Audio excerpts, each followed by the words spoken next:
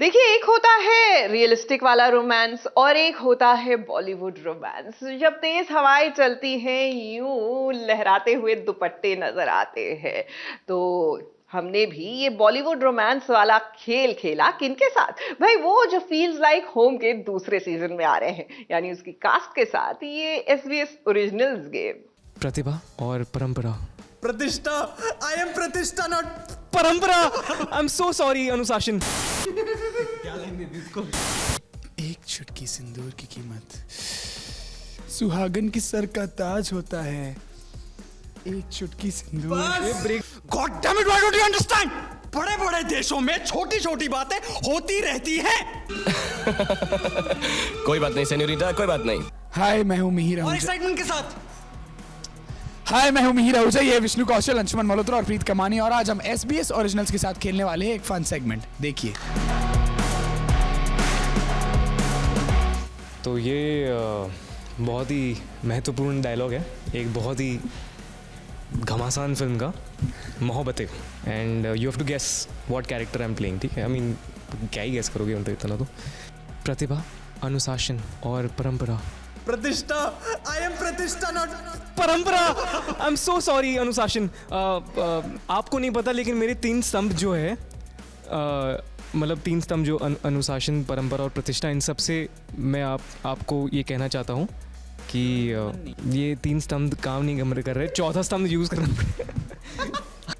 परंपरा, प्रतिष्ठा और अनुशासन, ये 3 स्तंभ थे गुरुकुल के। पहले कुछ और ही बोला था ना। परंपरा प्रतिभा। प्रतिभा। अरे प्रतिभा ही नहीं क्या? प्रतिष्ठा।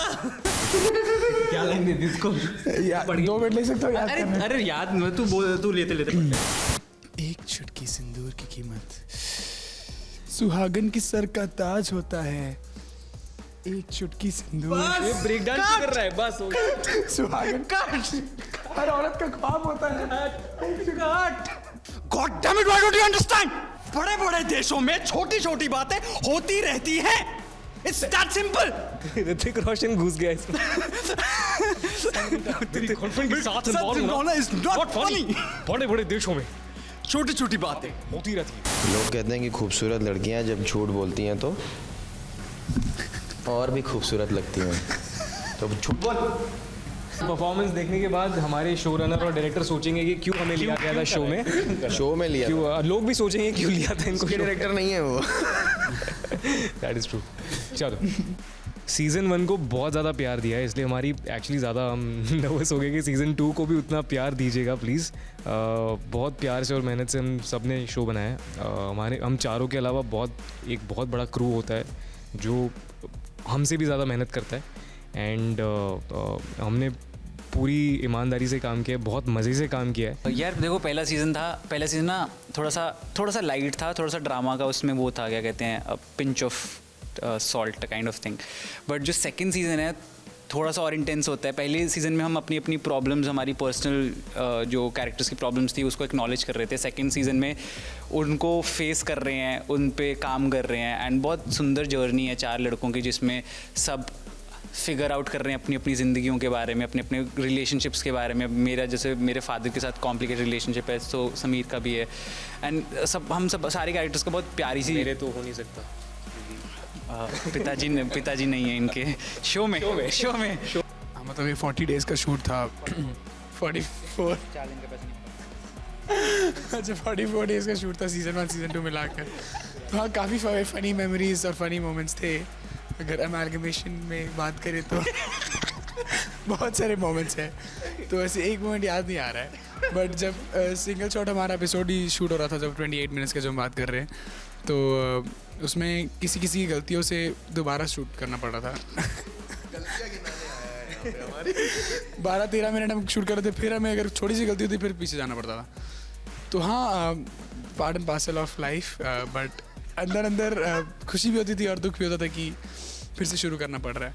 काफ़ी लंबी रात थी, 27 घंटे का शूट था। लास्ट डे जब हम शूट किए थे, it was a 27 hour shift और सिंगल शॉट एपिसोड था। मज़ा आया शूट करने में। वही मेमोरीज हम क्रिएट किए और सेट पे बहुत अच्छे थे। फील्स लाइक होम चालू करिए और ख़त्म होगा जब तभी बंद करिए Lionsgate Play. Binge watch करिए, इनका कहने का अर्थ वो था। Thank you. Sarveeran Singh, ABP news, Mumbai.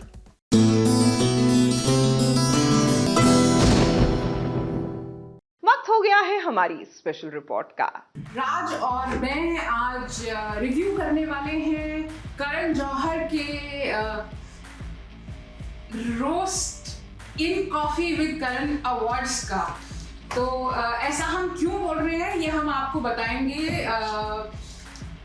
क्योंकि हम लोगों ने दोनों ने एपिसोड देखा और शायद बहुत लोगों ने देखा होगा।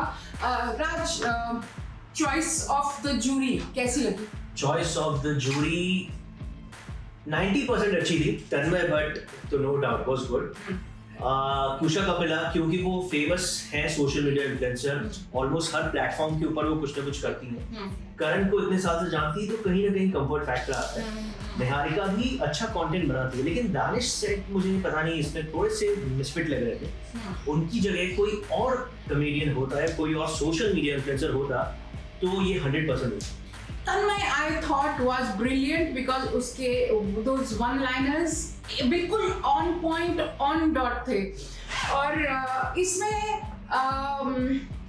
निहारिका बहुत ज़्यादा नहीं बोली, जबकि वो एक अच्छी कॉमेडियन है। जब वो एज एन इन्फ्लुएंसर जब काम करती है तो अच्छा ही करती है। वो वही चीज़ है कि ये जो तीनों है ना, निहारिका हो गई, दानिश हो गए या फिर पूषा हो गई, तीनों ही लोग स्क्रिप्ट के ऊपर ज्यादा ध्यान देते हैं, स्क्रिप्ट पढ़ते हैं फिर उसको एनैक्ट करते हैं। हाँ। लेकिन तन्मय स्पॉन्टेनियस कॉमेडी के किंग, और यहाँ पर वही जरूरत थी बिकॉज यहाँ पे कोई स्क्रिप्ट नहीं होगी। आई एम श्योर वहाँ पर जब हम बोल रहे हैं तो जैसे हम बात कर रहे हैं वही चीज थी, उसमें तन्मय बाजी मार गए। जब मैं ये देख रही थी तो करण ने स्पेसिफिकली उन सब इश्यूज को उठाया था जो वो चाह रहे थे, जिनका क्लैरिफिकेशन देना, आपको लगा कि क्लैरिफिकेशन देना उनका, या उनको एक्सप्लेन करना कि क्या क्या हुआ।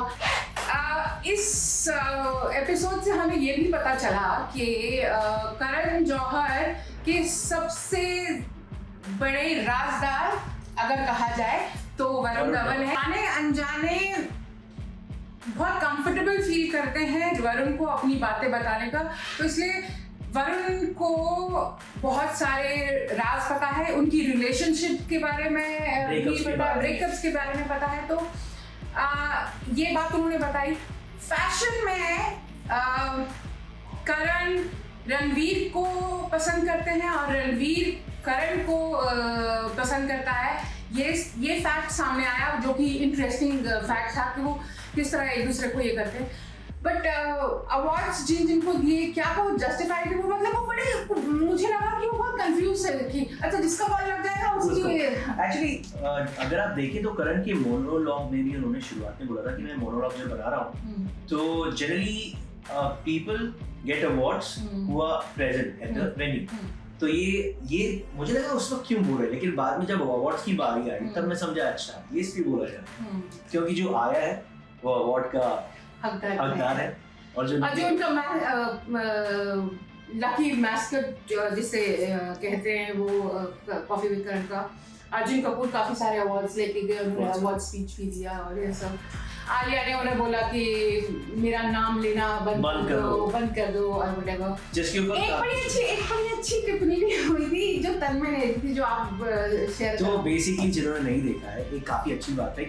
नेपोटिज्म की बहुत चर्चा हुई, करण जौहर को नेपोटिज्म में काफी घसीटा गया और हमने जब करण के इंटरव्यूज भी लिए हैं तो अब वो इससे ऊपर आ चुके हैं, अब उन्हें फर्क नहीं पड़ता। और इसका रीजन भी उन्होंने बताया कि कैसे वो इससे आए।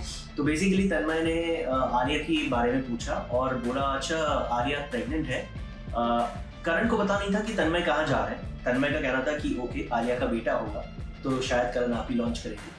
तो दैट्स वाई वो आलिया पे इतना फोकस कर रहे थे क्योंकि उनको पता था कि उनको अपनी लॉन्च करने वाला एक और नेपोटिज्म मिल गया है। एक बात माननी पड़ेगी करण की, वो ये कि जो शादी वाली बात होती कि वो इंडस्ट्री बॉलीवुड के मैच मेकर है, सबसे बड़े मैच मेकर है। और वो जैसे उन्होंने खुद अपने शब्दों में कहा कि वो बिल्कुल एक टिपिकल पंजाबी आंटी जैसे है जिन्हें हर एक की शादी, उनकी सेक्स लाइफ के बारे में जानने का बहुत ही ये है। और उन्हें बहुत ही दुख होता है जब लोग उन्हें इनवाइट ना करें। वो भले ही ना जाना चाहें बट अगर उन्हें इनवाइट नहीं करें तो उनको बहुत ही बुरा लगता है। I think this was finale episode अब तक का सबसे बेस्ट। और लास्ट एक और चीज, तापसी पन्नू का नाम भी करण ने यहाँ पे इंक्लूड किया। तापसी का क्यों नहीं लाया और वो काफी जस्टिफाइड चीज, क्योंकि एक जब आप देखते हैं कॉफी विद करण में तो शायद कुछ ही लोग थे, जैसे सलमान खान हो गए या कपिल हो गए या राखी साहब जो अकेले आए हैं, वरना ये शो हमेशा दो अलग अलग लोगों के साथ, डाइवर्स लोगों का एक साथ एक ही काउच पर बैठने के ये फेमस है। 5 में से कितने स्टार? 5 में से I think it deserves a 4। It definitely deserves a 4। तो अगर आपने कॉफी विद करण सीजन 7 का फिनाले नहीं देखा है तो जरूर देखिए Disney+ हॉटस्टार पे, और आगे आने वाली सीजन और बहुत सारे रिव्यूज OTT के आपको मिलेंगे सिर्फ SBS ओरिजिनल्स।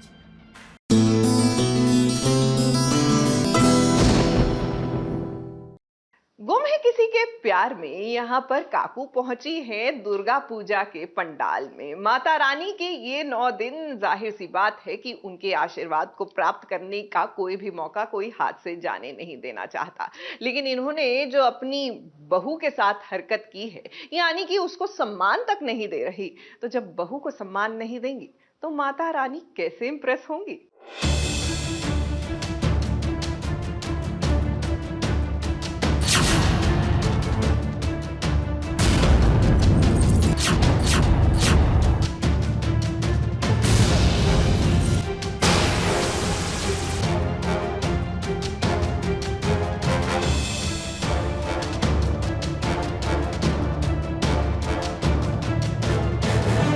जो परिवार सई को मरा हुआ समझ रहा था, उस परिवार की एक सदस्य यानी कि काकू, जिसकी सबसे चहीती बहू तो नहीं, लेकिन हाँ जंगली मुर्गी जरूर कहती थी काकू उसको। वो जंगली मुर्गी कोई और नहीं बल्कि सई है। ये देखिए दुर्गा पूजा के दौरान कैसे सई और काकू का आमना सामना हुआ। कोई डिलेमा नहीं है, बट हाँ कुछ यादें वापस आती हैं, कुछ बातें कही जाती हैं जो ऑब्वियसली नहीं कहते, और मैं नहीं चाहती कि सही नहीं चाहती कि सभी सुने उन बातों को या रिएक्ट नहीं करती, क्योंकि she does not want to make a issue out of it. काकू तो वैसे ही सई को पसंद नहीं करती है, और इतने साल बाद मिली तब भी काकू के दिल की कड़वाहट बिल्कुल भी कम नहीं हुई। यहाँ तक कि सभी को देखकर भी काकू का दिल नहीं पिघला। इसका मुझसे या मेरे परिवार से कोई रिश्ता नहीं। अभी पहली बार आज ये जागराता के टाइम मेरा और उसका कॉन्फ्रंटेशन हो जाता है, और मुझे उस पर गुस्सा है क्योंकि कोई एक्सप्लेनेशन नहीं है कि वो क्यों गायब थी इतने सालों से, तो इसलिए मुझे उस पर गुस्सा है। तो ये भवानी नागेश चौहान का गुस्सा होता ही है, जो अगर कोई ऐसे हमारे परिवार पे कोई आँच आने वाली बात हो जाए तो। अब काकू तो हमेशा ही नाराज रहती हैं सई से, लेकिन शिवानी बुआ ने भी बिल्कुल भी रिस्पॉन्स नहीं दिया सई को, और करिश्मा से तो कोई उम्मीद ही नहीं कर सकते हैं। कुल मिलाकर सई को ये समझ आ गया कि ये परिवार अब उसका परिवार नहीं है। वहीं दूसरी ओर विराट भी तो अब सई से नफरत करता है। पाखी को अब उसने अपनी पत्नी का दर्जा दे दिया है। पाखी बहुत समझाती है कि प्लीज़ ट्राई टू अंडरस्टैंड, एक बाप के नज़रिए से देखो तो आपको समझ आएगी वो चीज़। उसके बाद वो कन्विंस होता है, फिर वापस सई को लेकर आता है, फिर वो ट्रीटमेंट स्टार्ट करती है, और जब वो देखता है कि हाँ एक्चुअली विनायक सई के इलाज से ही ठीक हो रहा है, तो उसको रियलाइजेशन होता है कि नहीं, यू वर राइट, तुम सही कह रही थी, मैं गलत था। खैर अब पाखी ने विराट को मना लिया है विनायक का इलाज करने के लिए। अब जब ये सब एक साथ बार बार टकराएंगे तब भी क्या हम यही कहेंगे कि रिश्ते गुम हो गए हैं। मुंबई से स्नेहिल यादव के साथ ABP न्यूज़ रिपोर्ट।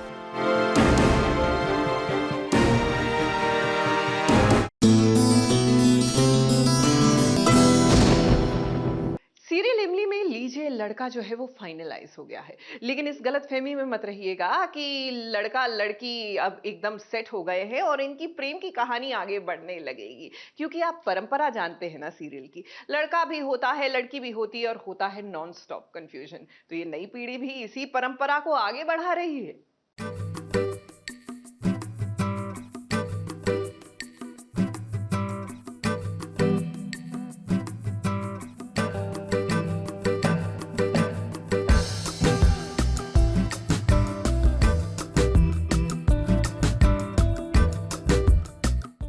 लेकिन पगली इमली ये नहीं जानती है कि जिस लड़के को वो सबसे अच्छा समझ रही है ना, उसी लड़के का रिश्ता उसके लिए आया है। अपने मोबाइल फोन पर जब इमली ने अथर्व की तस्वीर देखी तो वो शर्मा गई और उसने अपने घर वालों को इशारा दिया कि उसे लड़का पसंद है। मैं बहुत बार टकरा चुकी हूँ अथर्व से, और जब टकराया तब तक कुछ ऐसा ही हुआ है कि मुझे ऐसा लगा कि बहुत अच्छा इंसान है, दूसरों की मदद करते हैं या जो भी है, बहुत अच्छे इंसान है। तो जब मैंने फ़ोटो देखी, पहले मैं टेंशन में थी कि मुझे ऐसे ही देख के कैसे पसंद कर लिया, मैं तो मिली भी नहीं हूँ, एक बार मिल तो लूँ। बट जब मैंने फ़ोटो देखा तो मैंने लगा नहीं तो ये तो बहुत ही अच्छे इंसान है एकदम, मतलब सो मैं बहुत खुश हो गई कि चलो इनको भी मैं पसंद आई, क्योंकि मेरा भी था कि मैं कहाँ ही किसी को पसंद आऊँगी, इतनी ऐसी हूँ गाँव वाली वैसी। सो बट मैं बहुत खुश हो गई कि चलो इन्होंने भी मुझे पसंद किया और एक अच्छे घर में अच्छे लड़के के साथ मेरी शादी हो रही है। लेकिन बहुत कन्फ्यूजन है अभी भी उस तरफ से, स्पेशली इसको और उसको। अब इन सब के चक्कर में फंस गई चीनी, क्योंकि चीनी ने तो पूरा बंदोबस्त कर लिया था कि इमली इस शादी के लिए इनकार कर दे। अब ये बात उसे हजम ही नहीं हो रही थी कि गवार इमली की शादी इतने बड़े घर में हो रही है। अब मालिनी की बेटी है ना, तो उसका दिमाग भी कुछ वैसा ही चलेगा और फिर उस पर वो वही करेगी ना जो उसकी नानी बताएगी, यानी कि अपनी बहन इमली की शादी में गड़बड़ी करेगी। और वैसे भी अथर्व को ना दोनों बहनों को लेकर कंफ्यूजन है। ड्रामा तो मतलब भर भर के चल रहा है, ड्रामे के बिना तो हमारा एक सेकंड भी नहीं जा रहा है यहाँ पे, बिकॉज इनकी शादी होने वाली है, लड़के ने इन्हें पसंद कर लिया है, पर हमें ये नहीं समझ में आ रहा कि शादी किससे होने वाली है और होने भी वाली है या नहीं। बिकॉज लड़के को लगता है कि उसने मुझे पसंद किया है, घर वालों को लगता है कि उन्होंने इसको पसंद किया है, और हमारे घर वालों को भी यही लगता है। बहुत ड्रामा और कंफ्यूजन है। अब ये कंफ्यूजन शादी तक बरकरार रहेगा। शादी भी होगी, लेकिन इस वक्त ये नहीं बता पाएंगे कि किससे होगी। ये तो अभी राइटर ने भी डिसाइड नहीं किया होगा। मुंबई से कलीम सलमानी के साथ एबीपी न्यूज रिपोर्ट।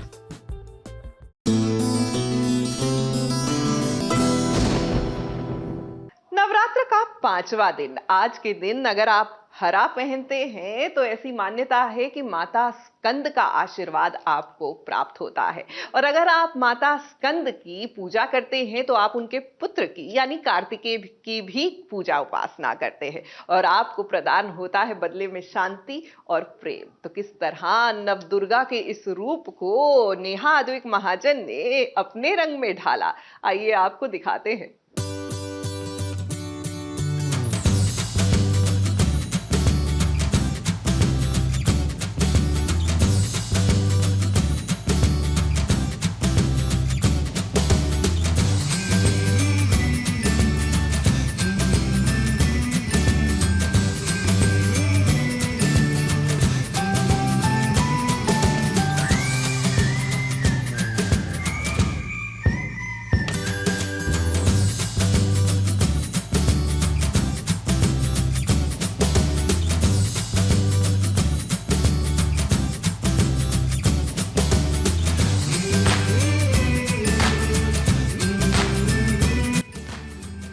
नवरात्रि का 5वां दिन और 5वें दिन का रंग है हरा। इस रंग के लिए जरा देखिए आपसे हम किसे मिलवाने वाले हैं। संध्या बिंद्री यानी कि दीपिका सिंह, जो कि आज अपना फोटो शूट करवाने के लिए बहुत ही ज्यादा एक्साइटेड है। ग्रीन कलर का इम्पोर्टेंस आप बताएंगे अपने हमारी ऑडियंस को कि क्या है? हाँ, यही कि ग्रीन कलर तो मैं चक्रा मेडिटेशन मैंने थोड़ा जानती हूँ, तो chakra it's green colour is heart chakra और दिल को बहुत पसंद है। और green colour represent growth, new beginnings, nature, तो हम सबको ग्रीन कलर बहुत पसंद आता है।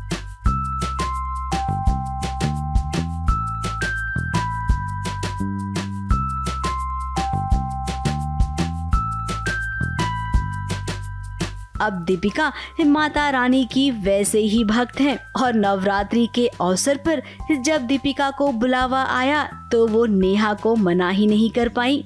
ये तो हम दीपिका से पहले पूछेंगे कि उनको कैसा लग रहा है अपना ग्रीन गॉडेस का लुक। बहुत सुंदर। मुझे मतलब ऐसा भी नहीं कि मेरी पर्सनालिटी गायब हो गई, इसको इन्हांस किया है नेहा ने। और I really love the way she has dressed me, the hair, everything, makeup and the jewellery, such a beautiful jewellery and the sari. So yeah she is helping me a lot. एक कांजीवरम साड़ी में हीरे जवाहरात से जड़े गहने, ये सब पहने हुए जब दीपिका ने खुद को देखा तो उन्होंने नेहा को हर बार थैंक्स कहा।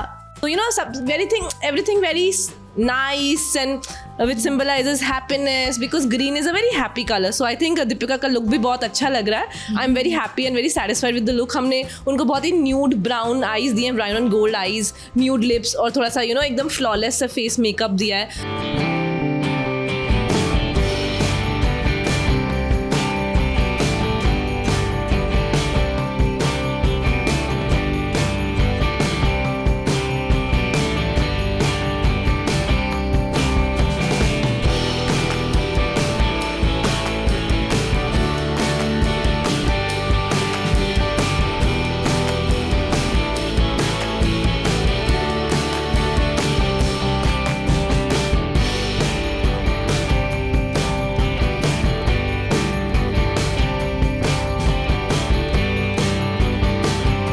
जाते जाते दीपिका को ये जरूर कहेंगे कि नवरात्रि का मौका है तो भाई हम आपका ना एक छोटा सा परफॉर्मेंस भी देखना चाहते हैं, क्योंकि आजकल आप रील्स पर बहुत डांस करती हैं, तो एक झलक इधर भी दिखाइए ना।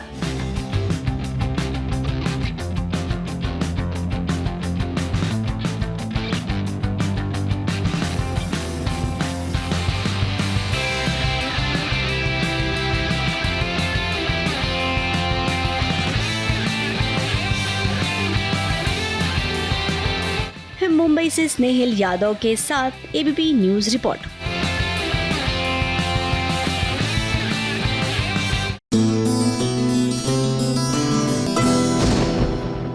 चलिए एसबीएस ओरिजिनल्स में अब वक्त आ गया है डे आउट का, यानी आज एक पूरे दिन का सफर तय करेंगे हेमंत खेर के साथ। उनके साथ जो स्कैम 92 में हर्षद मेहता के भाई के किरदार में नजर आए थे।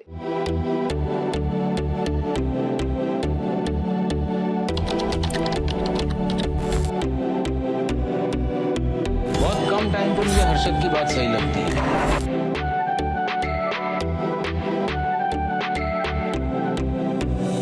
मुझे आपको इसलिए बुलाना पड़ा क्योंकि मेरे घर में एक स्कैम हो गया है।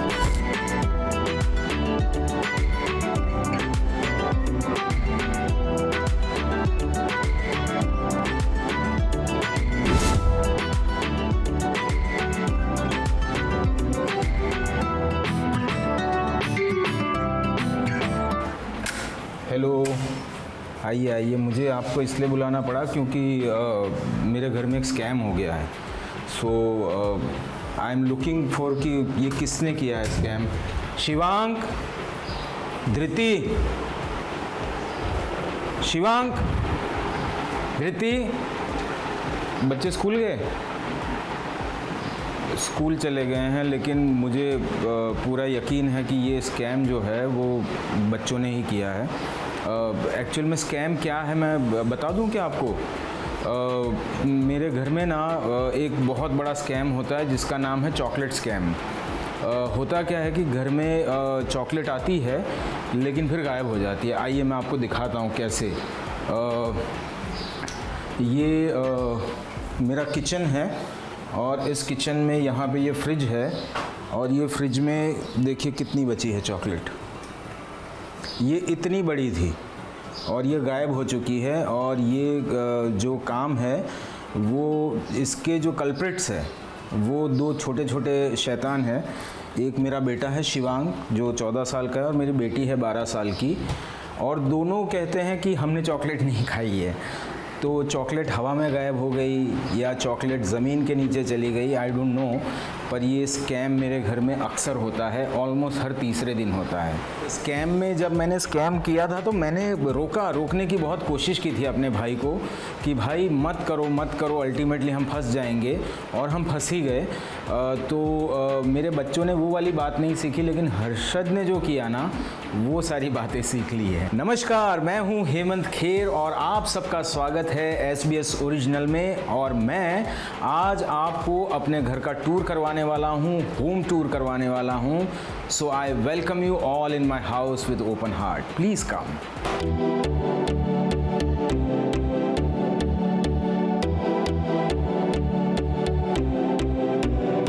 ये किचन है। ये मेन डोर से जैसे ही आप अंदर आते हैं ये किचन है, छोटा सा, बिल्कुल छोटे परिवार से हम आए हैं तो हमारा किचन भी वैसा है। मेरे दिन की शुरुआत होती है 2 ग्लास पानी पीकर, और उसके बाद मैं बनाता हूँ चाय। तो चाय बना लेते हैं। डेली आप ही चाय बनाते हैं या फिर कभी कभी ऐसा होता है? मोस्टली मैं ही बनाता हूँ, क्योंकि मैं थोड़ा जल्दी उठता हूँ, बैडमिंटन वगैरह खेलने के लिए जाता हूँ, तो तब तक बच्चे और वाइफ सो रहे होते हैं।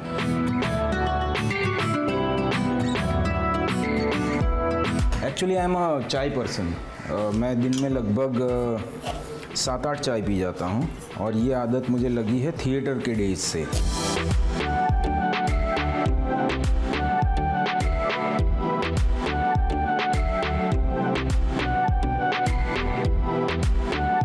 ये वो जगह है जहाँ खड़े होकर मैं चाय पीता हूँ, और वो सामने पीपल का पेड़ दिख रहा होगा आपको, वो दूर वाला। तो कहते हैं कि पीपल में ब्रह्मा विष्णु महेश का वास होता है। तो ये मेरा एक स्पिरिचुअल कनेक्ट भी होता है सुबह सुबह। और चाय भी पीता हूँ ग्रीनरी को देखते हुए। वहाँ से बहुत सारे पंछी अभी भी कुछ दिख रहे हैं, लेकिन सुबह में बहुत सारे पंछी उड़ते हैं, क्योंकि यहाँ नीचे कबूतरों के लिए दाना डाला जाता है।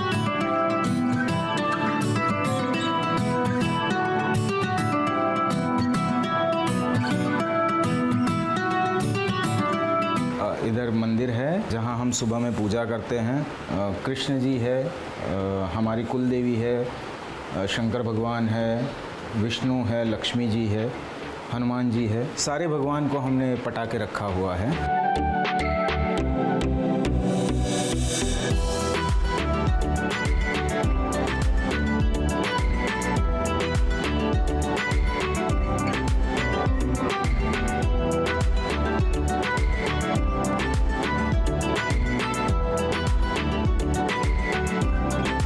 डाइनिंग टेबल, ये मेरा हॉल। हमको थोड़ा सा वैसा घरेलू टाइप का रहना पसंद है। ये कुछ अवार्ड्स मुझे स्कैम के बाद मिले हैं। एक बेस्ट सपोर्टिंग एक्टर का टेली अवार्ड है, एक वर्सेटाइल एक्टर का अवार्ड है। मुझे म्यूज़िकल इंस्ट्रूमेंट्स कलेक्ट करने का बहुत शौक़ है, पर मुझे बजाना बिल्कुल नहीं आता है। सो ये एक ऐसा छत्तीसगढ़ का इंस्ट्रूमेंट है जिसको कहते हैं विंड फ्लूट। आपने बहुत सारे फ्लूट्स देखे होंगे जो मुंह से बजते हैं, पर ये फ्लूट में कहीं पे भी छेद नहीं है। तो ये फ्लूट कैसे बजता है मैं आपको दिखाता हूँ। ये फ्लूट ऐसे बजता है।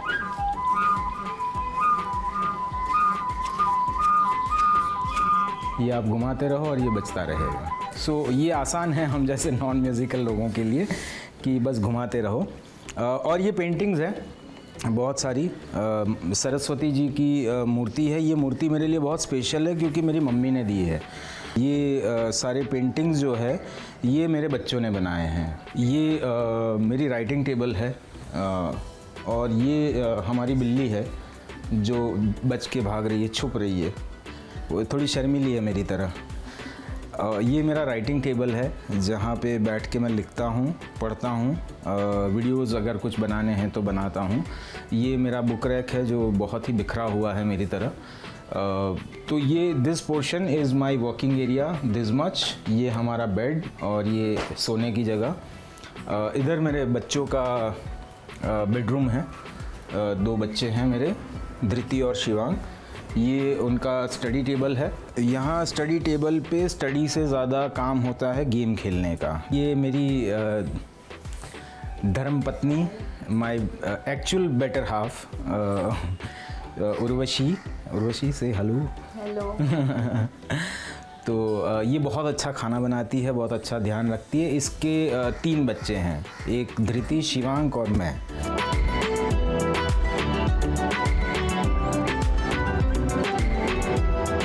एक्चुअली मैं राइटर ना आउट ऑफ चॉइस नहीं बना।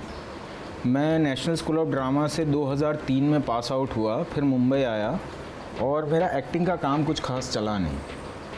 और अचानक मुझे एक नॉन फिक्शन शो जिसका नाम है शाबाश इंडिया, वो लिखने का मौका मिला अचानक से। तो it was need rather than choice. तो कमाई के लिए ज़रूरी था, तो मैंने लिखना शुरू किया और धीरे धीरे मुझे लिखने में बहुत मज़ा आने लगा। तो मैंने बहुत सारे शोज़ लिखे टीवी के लिए, क्रिएट किए एज अ क्रिएटिव डायरेक्टर। और अभी मैं टीवी नहीं लिखता हूँ, अभी मैं फिल्म में लिखता हूँ। तो this is one of my film called happy loversary. तो उसका स्क्रिप्ट पे मेरा काम चल रहा है, जिसको गुजराती में बनाने की कोशिश चल रही है।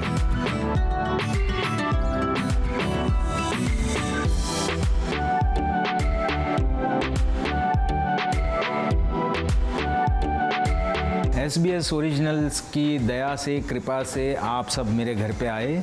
सो मैं आपका बहुत बहुत शुक्रिया अदा करता हूं। और आप सब ने जो मुझे प्यार दिया है स्कैम 1992 में, या विसल ब्लोअर में, या रुद्र में, या अभी अभी रिलीज़ हुई जो गुजराती सीरीज़ है आज़ाद में, उसके लिए मैं आपका सबका बहुत बहुत शुक्रिया अदा करता हूं। अपना प्यार बनाए रखिएगा, मैं आपको एंटरटेन करता रहूँगा। ये हम लोगों के बीच का पैक्ट है। Thank you so much for being with me. Thank you so much for coming to my house, and thank you so much SBS Originals.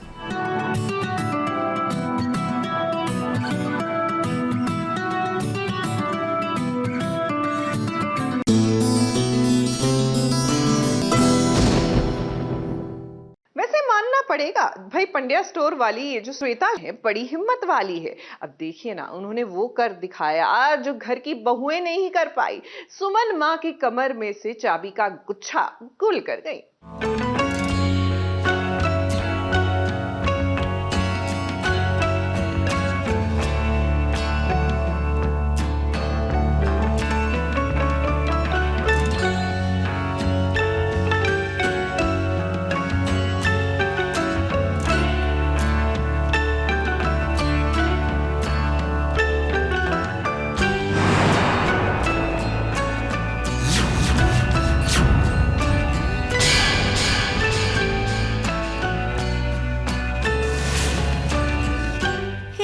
क्या हो रहा है श्वेता?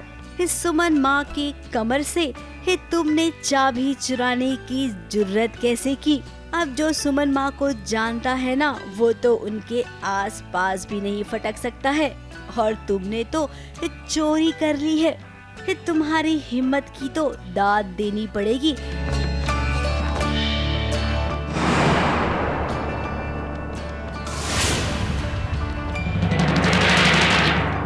एक और पंड्या परिवार नवरात्रि के जश्न में डूबा हुआ था। तभी मौका देखते इस सुमन माँ की कमर से चाबी का गुच्छा श्वेता ने चुरा लिया और अपने बॉयफ्रेंड को दे दिया। चाबी चुराते हुए डर तो लग रहा है, क्योंकि काकी की चाबी चुराना इतना इजी नहीं है। वो तो मतलब उड़ा ही देगी। मैं तो फिर भी बाहर वाली हूँ, घर वालों को पहुँचा देती हैं वो। तो हाँ, बहुत ही मेरे को नेचुरली भी बहुत डर लग रहा था उनसे चाबी चुराने में। बट या चाबी चुरा ली मैंने और दे दी मैंने अपने बॉयफ्रेंड को। सॉरी, नॉट बॉयफ्रेंड को, जिसको भी देनी थी। अब ये दोनों इस फिराक में हैं कि घर से सारा माल लेकर यहाँ से निकल जाती हैं। अब श्वेता, भले ही ना तुमने चाबी चुरा ली हो, लेकिन आप शायद भूल गई हैं कि सुमन माँ ने आपका हाथ पकड़ा था।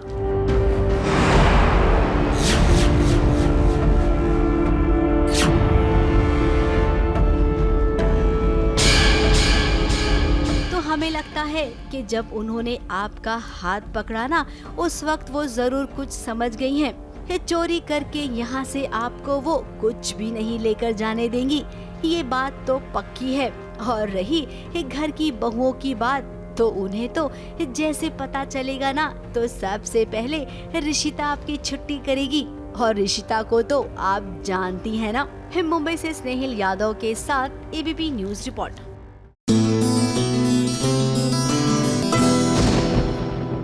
वैसे हमारी पिशाचनी भी हार मानने वालों में से नहीं है।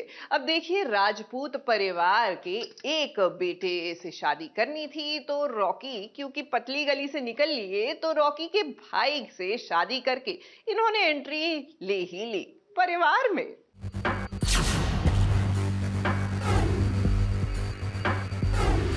ये लीजिए, पिशाचनी को आखिर राजपूत परिवार में एक बकरा मिल ही गया हलाल करने के लिए। अब रॉकी उसके हाथ लगा नहीं तो उसने सोचा कि आखिर संचित भी तो इसी खानदान का है, तो क्यों ना इसी से शादी रचा लूं। इधर पिशाचनी के दिमाग में आया तो उधर वो दुल्हन बनकर इस घर में पधार भी गई। घर वालों ने जब रानी को देखा संचित के साथ तो वो भी खुश हो गए। अब उन्हें तो लगता है कि रानी एक सुशील कन्या है, वो क्या जानते हैं कि ये तो एक पिशाचनी है। देखो, मुझे किसी भी हालत में इस घर की बहू बनना है, because I have a goal which everybody knows now. तो ऑब्वियसली संचित भी तो उसी घर का वारिस है and he will have the same blood line and the same inheritance and everything. So पटा लिया संचित को। दे आर वेरी हैप्पी, क्योंकि वो तो हमेशा से चाहते थे कि मैं उनकी घर की बहू बनूं, इतनी संस्कारी, इतनी प्यारी, इतनी सुंदर, इतनी अच्छी, यू नो। तो बन गई रॉकी नहीं तो संचित सही, एटलीस्ट आई एम देयर बहू। फिलहाल यहाँ पर रॉकी और पवित्रा दोनों नहीं है, क्योंकि पिशाचनी ने अपने जादू से ना रॉकी को मिस्टर इंडिया बना दिया है, यानी कि उसे गायब कर दिया है। वो किसी को नजर नहीं आएगा। पवित्रा बेचैन हो गई है, वो तो रॉकी को इधर उधर ढूंढ रही है, जबकि रॉकी को लग रहा है कि इसे क्या हो गया, मैं तो इसके सामने ही खड़ा हूँ। अब ये सब पिशाचनी का किया धरा है ताकि पवित्रा का ध्यान भटक जाए और वो इस घर में आसानी से एंट्री पाले। अब इस बार ये पिशाचनी अपने चाल में कामयाब हो गई है। घर के अंदर अब ये दोनों देवरानी जेठानी बनकर रहेंगे। मैंने उसको अदृश्य कर दिया है ताकि पवित्रा का ध्यान, उसको खोल के रख, ताकि पवित्रा का ध्यान भटके रहे और मैं इस काम को पूरा कर सकूं और सरप्राइज दे दूं सबको। हे भगवान, जो नहीं देखा है ना वो सब अब देखने मिलेगा। हे पवित्रा और पिशाचनी के बीच। मुंबई से कलीम सलमानी के साथ एबीपी न्यूज रिपोर्ट।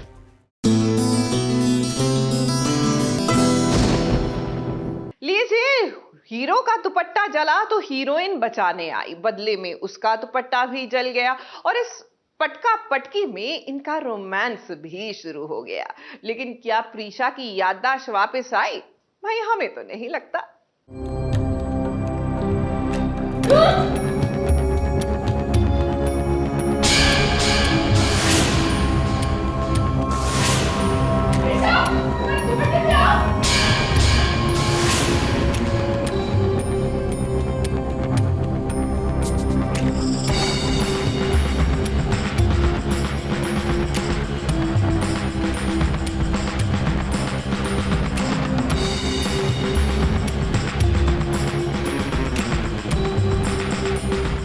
शायद ये पहली बार हो रहा होगा कि जब हीरो के दुपट्टे में आग लगी तो हीरोइन ने देखा और उसे बचाने के लिए दौड़ी, तो देखिए कि खुद कैसे अपना ही दुपट्टा वो जला बैठी।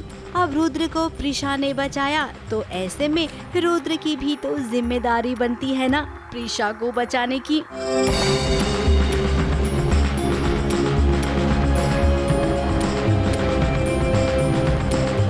अब इस आग से बचाने के चक्कर में दोनों के बीच सिचुएशन कुछ ऐसी बन गई कि अरमान के दिल में आग लग गई। प्रीशा और रुद्र इतने करीब आ गए कि ये ना बर्दाश्त नहीं हुआ अरमान से। अब अरमान ने क्या सोचा था, क्या हो गया? उसने तो सोचा था कि रुद्र और प्रीशा को दूर कर देगा, लेकिन ऐसा हुआ नहीं, वो तो और भी करीब आ गए। और इसी के साथ एक गुड न्यूज भी है कि थोड़ी बहुत याददाश्त भी वापस आने लग गई है प्रीशा की। अरमान की जो चाल थी रुद्र को प्रीशा से दूर करने की, वो उल्टा हो गया और दोनों एक दूसरे के और करीब आ गए।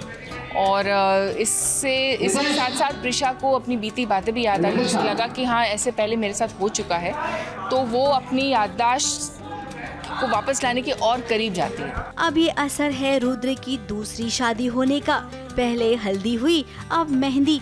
अब लगता है इस शादी होने तक ना याददाश्त पूरी आ जाएगी और ये अच्छा भी है। अब बहुत लंबा खींच गया प्रिशा की याददाश्त खोने का ड्रामा। अब जल्द से जल्द कुछ नया दिखाना चाहिए कहानी में ताकि दर्शक इससे जुड़े रहें। मुंबई से कैमरामैन प्रकाश पाटिल के साथ एबीपी न्यूज रिपोर्ट।